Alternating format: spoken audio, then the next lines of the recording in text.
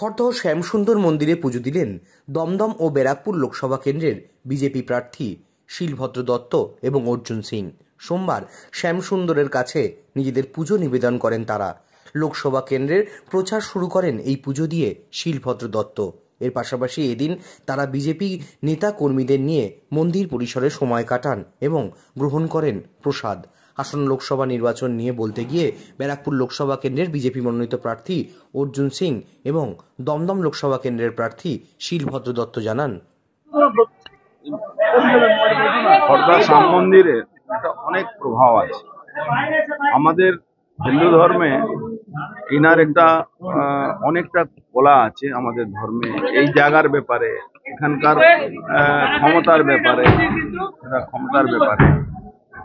Inner একটা অলৌকিক পাওয়ারের উপরে সেই বিশ্বাস আজকেও মানুষ করেন। আমরা তো করবই, আমরা করি।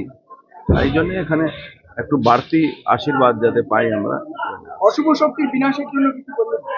দেখুন, অশুভ শক্তি সবসময় রাক্ষস শক্তি, অশুভ শক্তি বিনাশ। ঠাকুর যেখানে আসবেন, ঠাকুরের আগমন হবে, অসুর শক্তিকে বিনাশ করা যায়। বাংলায় কোন অশুভ শক্তি আছে? ভগবান শ্রীকৃষ্ণ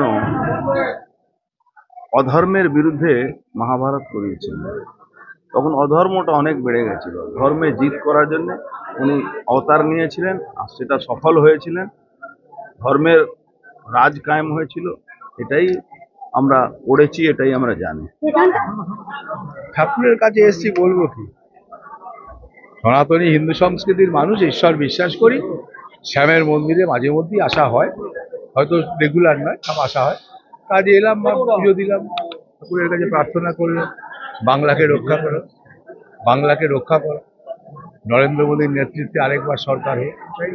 দুই প্রার্থী একসাথে, আমরা তো একই পরিবারের, দু প্রার্থী বলে তো নয়, বিজেপি পরিবারের মানুষ একসাথেই তো আসবে। হ্যাঁ, ব্যক্তিগত সম্পর্ক তো কোনো খারাপ ছিল না। দলটা হয়, তৃণমূলের এখনো অনেক লোক আছেন যাদের সঙ্গে আমার ব্যক্তিগত সম্পর্ক খারাপ নেই। কথা বলতে হয়, রাজনীতিটা আলাদা, রাজনৈতিক লড়াইটা আলাদা, রাজনীতির মাঠটা আলাদা। রাজনীতিটা তো নীতিশ তুলনো লড়াই, সে লড়াইয়ের পথটা আলাদা। যখন অন্য দলে ছিলেন থাকবে না কেন, থাকবে না কেন, না থাকার তো কোনো কারণই। এখনো তো বললাম তো যে অনেক নেতাই আছে সেভাবে যোগাযোগ, ব্যক্তিগত যোগাযোগ, শারীরিক মানে প্রশ্ন করা, কেমন আছো না আছো, এগুলো কোনো অসুবিধা আছে নাকি? রাজনীতিটা কি, বা বিজেপির রাজনীতি তো সেরকম নয় যে টোটালি কেউ বলবো বাড়িতে যেও না, ওটা অমুক পার্টি করে, আমরা তো সেটা বলি না। সামাজিক সম্পর্ক থাকতেই পারে। কর্মীদের দিকে প্রভাব খাবেন না? আচ্ছা, ঈশ্বরের কাছে এসছি, ঈশ্বরের প্রসাদ তো খাওয়া উচিত।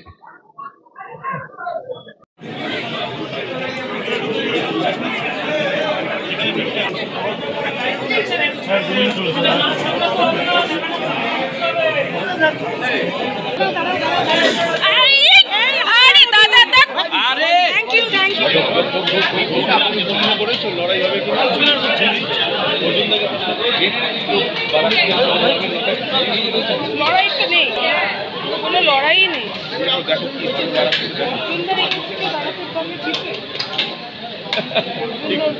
ঠিক বলেছি।